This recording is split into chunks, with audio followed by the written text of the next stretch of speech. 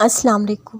ہم چاہتے ہیں کوئی ہم سے بہت محبت کرے، ہماری سنے، ہماری بات کا مان رکھے، ہمیں سوچے، ہمیں سمجھے، ہمارا ہر موڑ پر ساتھ دے، ہمیں گرنے نہ دے، جو ہماری تمام خواہشوں کو پوری کرے۔ محبت تو ہمیں ایسی ہی چاہیے، لیکن پتہ ہے ایسی محبت اللہ کے سوا کوئی اور نہیں کر سکتا۔ وہ ہماری سنتا ہے کیونکہ وہ السمیع ہے، وہ ہماری ہر بات کا مان رکھتا ہے۔ ہم اسے یاد کرتے ہیں، وہ بھی ہمارا تذکرہ فرشتوں میں کرتا ہے۔ وہ محبت کے بدلے محبت دیتا ہے، آنسو نہیں دیتا، رسوا نہیں کرتا۔ تم جس جگہ پر ہو اللہ کی مرضی سے ہو، تمہیں کوئی بھی وہاں سے نہیں ہٹا سکتا۔ اس لیے دل سے دنیا کا خوف نکال کر ایک اللہ پر بھروسہ کرو۔ سنو، اگر تمہارے لیے کوئی چیز بہترین ہے وہ تم تک پہنچا دی جائے گی، اگر تمہارے لیے بہتر نہیں ہے تو وہ بھی چلی جائے گی۔ تم اللہ کی مصلحتیں نہیں سمجھ سکتے، اس رب کی مصلحتیں تمہاری سوچ کے برعکس ہیں۔ اس لیے اگر تم سے کوئی چیز لے لی گئی ہے تو یہ بھی یقین رکھو وہ اس سے بہتر تمہیں اور دے گا۔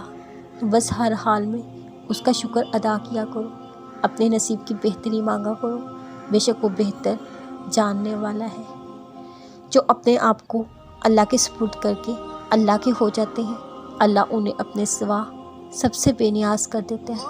وہ صبر کرنا سیکھ لیتے ہیں، اللہ کی رضا میں راضی رہتے ہیں، اللہ کی مدد آتی ہے پھر وہ کسی کے محتاج نہیں رہتے، اللہ کے در کے غلام ہو جاتے ہیں۔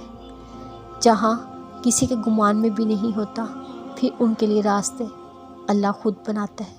اللہ کو اپنا دوست بنا لو، کیونکہ وہی محبت کا پہلا اور آخری حقدار ہے۔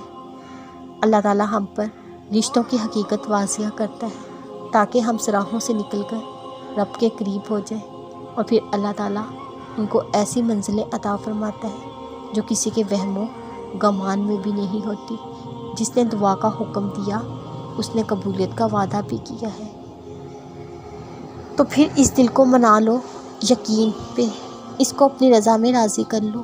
اکثر اوقات ایسا بھی ہوتا ہے، اپنی سوچوں میں گم، ہمت ہارنے کے قریب ہوتے ہیں، اچانک کچھ ایسے الفاظ پڑھنے کو ملتے ہیں، حوصلہ بحال ہو جاتا ہے۔ یہ اللہ کی طرف سے ہوتا ہے، ہمیں امید کی کرن تھماتا ہے۔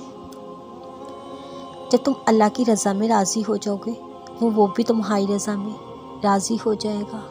وہ ایک لمحہ جب درد کی شدت دل کو سجدے میں جھکا دے، اس کی رضا میں راضی ہونے کا مطلب اپنے سے جڑی ہر چیز اس کے حوالے کر دینا۔